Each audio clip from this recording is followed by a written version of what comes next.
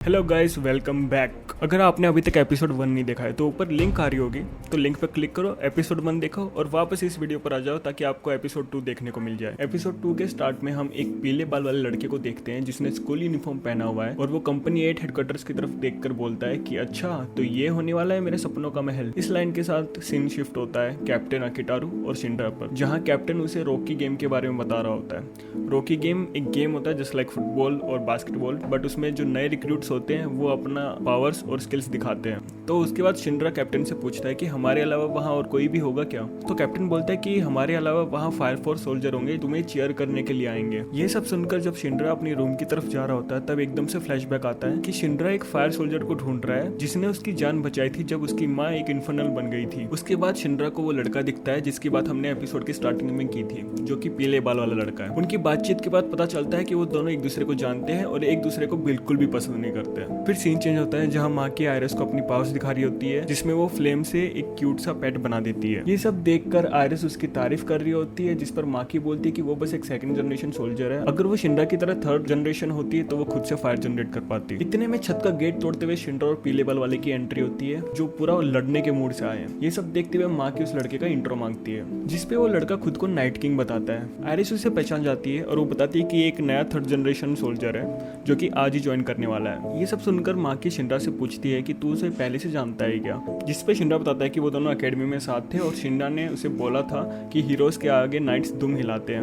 उसके बाद से उसने नाइट के आगे किंग लगाना चालू कर दिया। फिर लेफ्टिनेंट हिनावा भी छत पर आ जाते हैं और माकी उन्हें रिपोर्ट करते हुए नए रिक्रूट के बारे में बताती है, लेकिन तब तक हिनावा की नजर माकी के पेट के ऊपर जा चुकी थी और उन्होंने उस पर कॉफी डालकर उसे बुझा दिया और माकी को धमकाते हुए बताते हैं कि फायर सोल्जर्स को आग के साथ नहीं खेलना चाहिए। ये बताकर हिनावा अपना ध्यान नए रिक्रूट पर लेकर आते हैं। यहाँ हमें पता चलता है कि उस नए बंदे का नाम आर्थर बॉयल है और जिसका एटीट्यूड 7वें आसमान पर है और वो एक लाइट सेबर जैसे स्वॉर्ड का यूज करता है। फिर सीन आता है हिनवा पर, जो माकी को ऑर्डर देता है कि माकी को दोनों नए रिक्रूट से फ्रेंडली फाइट करनी होगी क्योंकि रॉकी टूर्नामेंट की डेट नजदीक है। उसके बाद फाइट चालू होती है और माकी स्टार्टिंग से ही फाइट को डोमिनेट करना चालू कर देती है, जिसे देखकर आर्थर अपना आपा खो देता है और माकी को बहुत कुछ उल्टा सीधा सुना देता है, जिसे सुनकर माकी को गुस्सा आ जाता है और वो शिंड्रा के रॉकेट लेग्स और आर्थर की एक्सकैलिबर की फ्लेम्स को कंट्रोल करके एक बड़ा सा पेट बना देती है, जैसा हमने स्टार्टिंग में देखा था।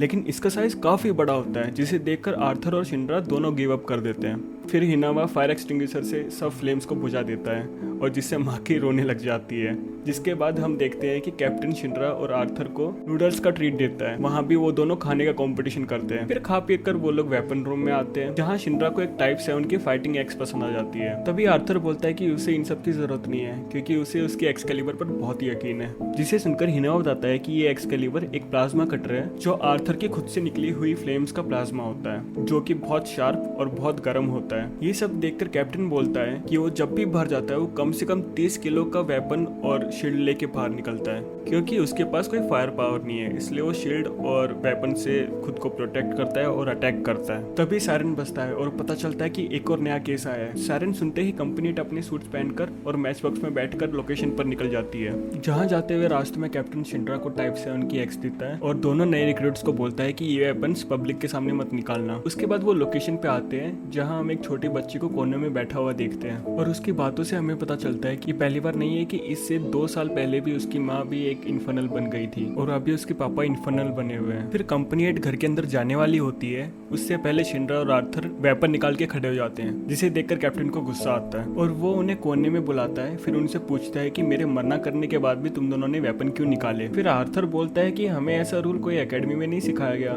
कि वेपन नहीं निकाल सकते, तो ऐसा क्यों।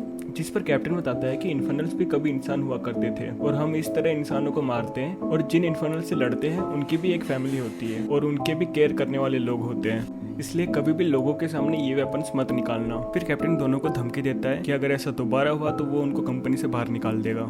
इसी बीच हम देखते हैं कि एक आदमी भीड़ में खड़ा होकर एक छोटी सी बोतल से कुछ मैजिकल पाउडर बाहर निकालता है, जो बाद में बहुत बड़ी फ्लेम्स का रूप ले लेती है और फिर वो फ्लेम बनकर उन तीनों को देखने लगती है, जिस पर कंपनी 8 को लगता है कि ये एक इन्फर्नल का काम हो सकता है। फिर वो जल्दी से रिएक्ट करते हुए घर के अंदर घुसते हैं और वहाँ उन लोगों को दिखता है कि एक इन्फर्नल बस शांति से एक चेयर पर बैठा हुआ है। तभी आर्थर कैप्टन से इन्फर्नल को न्यूट्रलाइज करने की रिक्वेस्ट करता है, जिस पर कैप्टन उसे परमिशन दे देता है। उसके बाद आर्थर अपनी एक्सकैलिबर निकालता है और आयरिस अपनी प्रेयर स्टार्ट करती है। उसके बाद आर्थर उस इन्फर्नल को खत्म कर देता है और तभी एकदम से छत से मैजिकल पाउडर गिरने लगता है और देखते ही देखते ब्लास्ट हो जाता है, जिससे छत नीचे गिर जाती है। उस अटैक में बाकी सब तो बच जाते हैं, बट कैप्टन छत के नीचे आ जाता है और तभी एकदम से वो गुस्से में बाहर आता है और बोलता है कि तुम जानते नहीं हो तुमने किससे पंगा लिया है। और फिर हम उसी इंसान को देखते हैं जिसने मैजिकल पाउडर निकाला था और वो छत गिराई थी, और पता चलता है कि ये अटैक उसी आदमी ने करवाया था। और उसके बाद वो आदमी वहां से चला जाता है और जो अपना कैप्टन है जो गुस्से में था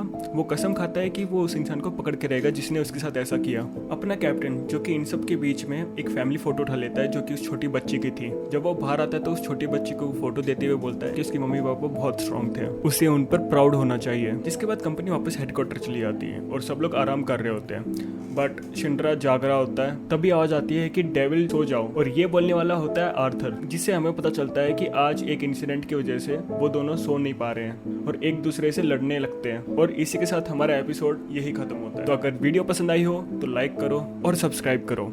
थैंक यू।